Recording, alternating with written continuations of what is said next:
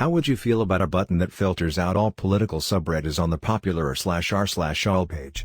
Even if everything isn't political, politics inevitably creeps into nearly every sub. I've been aggressively unsubscribing from news and politics subs and still hear about stuff all the time from Reddit. There's a strong trend of political polarization and anti-centrism in America that is bent on politicizing everything. If any person or institution tries to be non-political or detached from politics, they specifically target those people/institutions and cast them in a political light.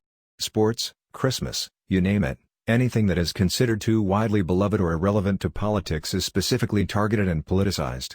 The idea is that everybody is forced to take a side at all times, in every area of their lives, thus everybody is forced to join the fight. Anybody who wants to stop fighting is the first against the wall. Soon you won't be able to pick a paint color without making a political statement. Soon you won't be able to pick a paint color without making a political statement. This is already a thing. One major thing I learned in the process of getting my poli-sci degree is that politics seeps, or is innately, a part of every single facet of life.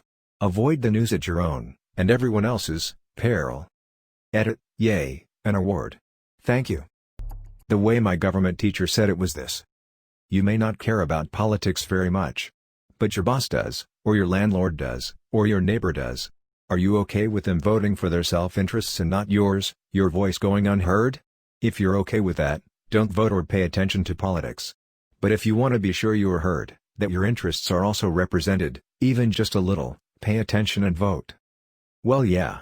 If you don't vote, your intent might be none of the above, but the impact is any of the above.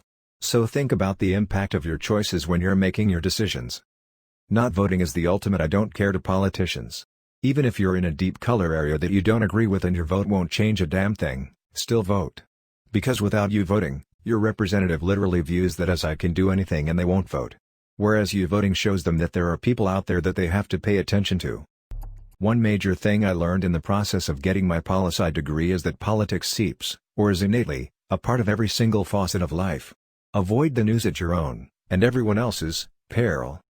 Honestly, I hate it. I used to work in news media. Still consume a good bit of it, but I'm careful where I get it from. At the same time, I've come to realize on the internet that loud and ignorant outweighs anything else insofar as popularity is concerned.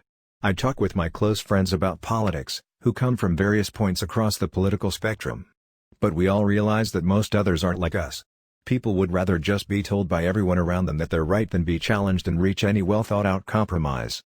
It's the difference between, I dunno, I'm not so keen on illegal immigration. PFFT, sounds like something a Trumper would say. Why do you hate immigrants? Why do you love Trump?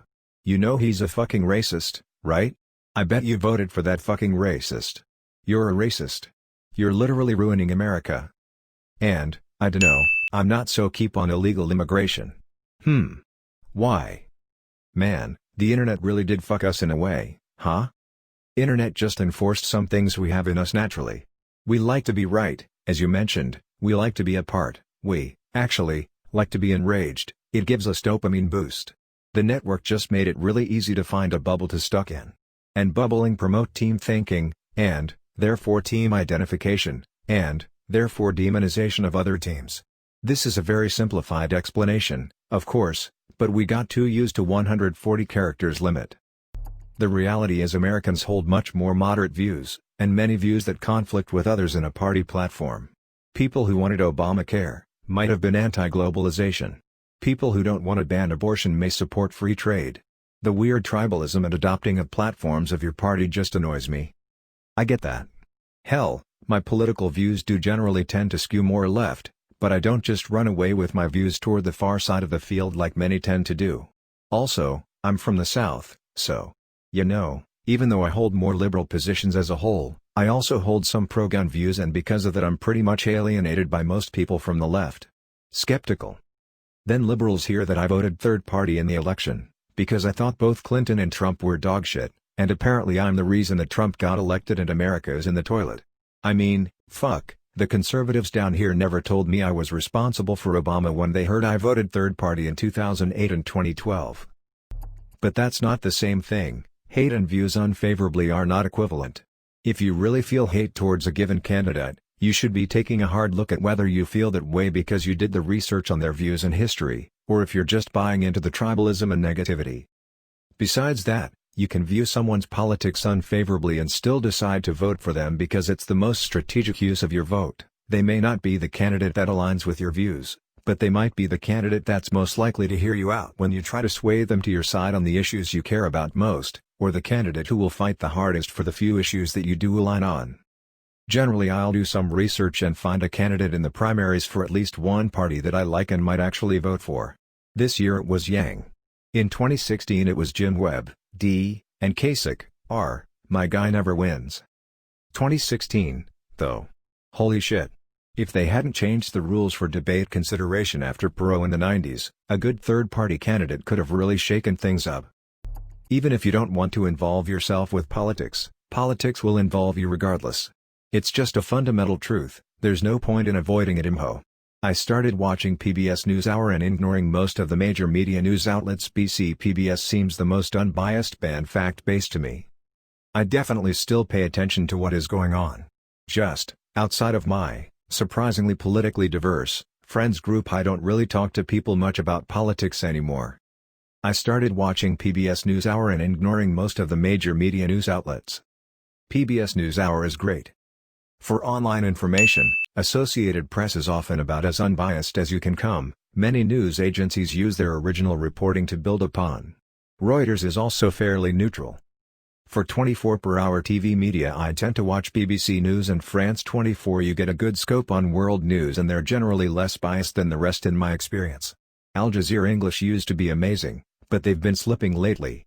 France 24 and Age are available live for free on YouTube, BTW.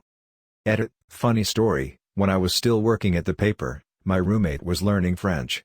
I'd taken French in college, but, while my reading comprehension was good, I sucked at conversational French. So, when I was home in the evening, we'd put on France 24 in French, instead of France 24 English. He'd listen to the news and I'd just read the crawler on the bottom. Lol. No kidding. I went to my parents' place for a family get-together to celebrate my mother's 70th. We all agreed that politics were forbidden for the weekend. Only part way through did I learn that politics also meant talking about coronavirus. Reinforce always that coronavirus is a health topic.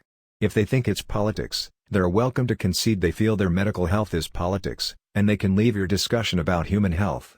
But you do not need to quietly agree that a global pandemic is equivalent to what they consider as a local political issue. If my near-Trump fanatic father tried this, I'd probably speak with the black family that moved in next door and fully fund a multiple house street barbecue. After all, they now control the basic motion detector he screams as a privacy-invading camera pointed at his house. Yeah, I never bring politics into COVID discussions and only go based on the data. People usually try to make it political and I harp on the fact that I never brought up politics, and have zero interest in discussing politics. I am just discussing the virus. I think that it'd be unreasonably hard to implement, considering that people can't agree on what constitutes political content. For some people, a gay person existing is a political post, and for some, a meme making fun of a politician is not political. Everything is political to some group of people, and there's always another group that finds that thing not political. You're right. Politics is practically everything revolving human interaction if we really get into it philosophically. That's why there is law surrounding all of those possible interactions. Still, I'm sure people probably would like a place to simply escape specific political party conversations or recent news. I think it's just unreasonable to expect in a relatively free speech forum that exception. People are just going to talk about what they want. If someone doesn't like that, I'd recommend going to subreddits with rules against political content or conversation that fit what you prefer. Or maybe just spend less time on Reddit. Everything will continue to be political so long as the existence of certain kinds of people threatens another kind of people.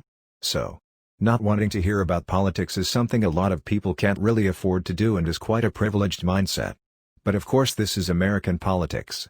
And as Americans make up the majority of this site's user base, you're gonna see a lot of it. A lot of funny niche subs turned political overnight. Reddit is all political. r/white people Twitter and r/black people Twitter used to be funny little quirks about people with different culture and background. Now it's all political and all about race. The next logical step is to merge those.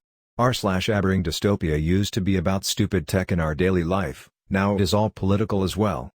r/uplifting news used to be what is now r/pics but with less photos and more text. Americans tend to politicize and polarize everything nowadays, and given the fact Reddit is a predominantly American website, logically it is leaning into politics. So the solution is, if you don't want political posts, you simply don't go on Reddit, or at least not on r/all. That's not nearly enough. I already have all the overtly political subs blocked, and I go through and block the entire mod list on each one. I've also blocked the ones that are frequently just politics in practice. In addition, I have any topic titles mentioning political candidates, parties, and common platforms set to hide. But every day people make larger and larger leaps to shoehorn their political bullshit in places it doesn't belong.